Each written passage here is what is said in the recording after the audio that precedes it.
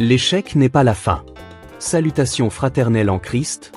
Il est naturel, parfois, de se sentir découragé face à l'échec.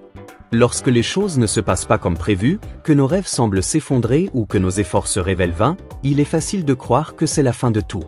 Pourtant, mes frères et sœurs, l'échec n'est jamais une fin définitive. Au contraire, il peut être une porte ouverte vers de nouvelles opportunités, une occasion précieuse de grandir, de se réinventer et de se rapprocher encore plus de notre Seigneur. Dans la vie chrétienne, nous savons que l'échec n'est pas le contraire de la réussite, mais une partie de notre cheminement. L'histoire de l'Évangile nous montre que même les plus grands serviteurs de Dieu ont traversé des moments d'échec, des épreuves, des luttes et des tentations. Cependant, chaque échec est une occasion de découvrir la puissance et la fidélité de Dieu. Il transforme ce qui semble être un revers en un tremplin pour de grandes victoires.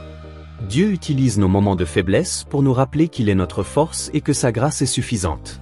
Le verset Proverbe 24, verset 16 nous dit « Car cette fois le juste tombe, mais il se relève, mais les méchants sont dans le malheur. » Cela nous enseigne une vérité essentielle, l'échec ne définit pas notre valeur ni notre avenir. Même si nous tombons plusieurs fois, l'important est que nous nous relevons toujours. Le chrétien n'est pas celui qui ne tombe jamais, mais celui qui se relève à chaque fois, par la grâce de Dieu. L'échec est un passage obligé dans la vie, mais il ne doit pas nous arrêter. Il nous apprend à dépendre totalement de Dieu et à comprendre que nos plans ne sont pas toujours ceux qu'il a en réserve pour nous. Parfois, l'échec peut être perçu comme un signe de notre insuffisance ou de notre incapacité. Mais en réalité, c'est dans nos moments les plus faibles que Dieu se révèle plus grand.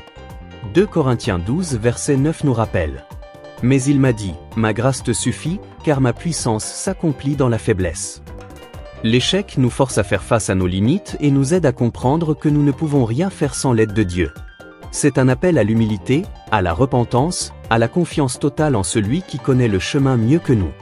Dans la Bible, plusieurs personnages ont connu des échecs qui auraient pu les faire abandonner, mais ils ont persévéré, car ils savaient que l'échec n'était pas la fin. Moïse, par exemple, a échoué lorsqu'il a tué un Égyptien et s'est retrouvé en fuite, mais Dieu l'a choisi pour libérer Israël.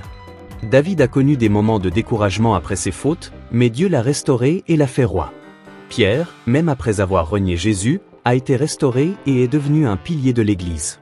Ces exemples nous montrent que l'échec est une étape, pas une destination. Le Seigneur ne nous abandonne jamais à nos erreurs, il nous relève toujours.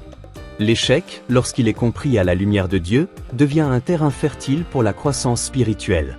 C'est là que nous apprenons la patience, la persévérance et la confiance totale en Dieu. Jacques 1 verset 2 à 4 nous enseigne. Mes frères, regardez comme un sujet de joie complète les diverses épreuves auxquelles vous pouvez être exposés, sachant que l'épreuve de votre foi produit la patience. Mais il faut que la patience accomplisse parfaitement son œuvre, afin que vous soyez parfaits et accomplis, sans faillir en rien.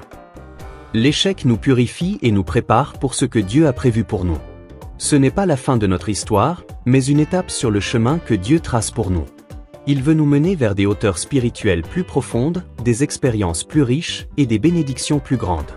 Ce que nous percevons comme un échec, Dieu le transforme en une occasion de voir sa gloire. Mes chers frères et sœurs, ne laissez jamais l'échec définir qui vous êtes ou ce que vous pouvez accomplir. En Christ, l'échec n'est qu'une étape, un moment où Dieu vous enseigne, vous affine, et vous prépare à recevoir ce qu'il a préparé pour vous. Il est toujours là, prêt à vous relever, vous fortifier et vous guider. Prière. Seigneur Tout-Puissant, nous venons devant toi, remplis de gratitude pour ta grâce infinie. Merci de ne jamais nous abandonner, même lorsque nous tombons. Tu es notre rocher et notre force, et nous savons que, par toi, nous pouvons toujours nous relever. Seigneur, dans nos moments d'échec, donne-nous la force de te faire confiance et de chercher ta direction. Aide-nous à voir au-delà de nos erreurs et à comprendre que tu utilises chaque difficulté pour nous préparer à un avenir meilleur, plus proche de toi. Nous te prions de fortifier nos cœurs, de guérir nos blessures et de renouveler notre foi. Que chaque échec devienne une occasion de grandir et de glorifier ton nom. Merci de transformer nos échecs en témoignages de ta bonté et de ta puissance. Nous savons que tu as un plan parfait pour nous, et nous te faisons confiance pour chaque étape de notre voyage. Au nom de Jésus-Christ, notre Sauveur et Seigneur, nous prions. Amen. Que cette méditation t'encourage à voir au-delà de l'échec et à savoir qu'avec Dieu, il n'y a jamais de fin, seulement des commencements nouveaux. Si tu as besoin de plus de soutien ou de prière, je suis là pour toi.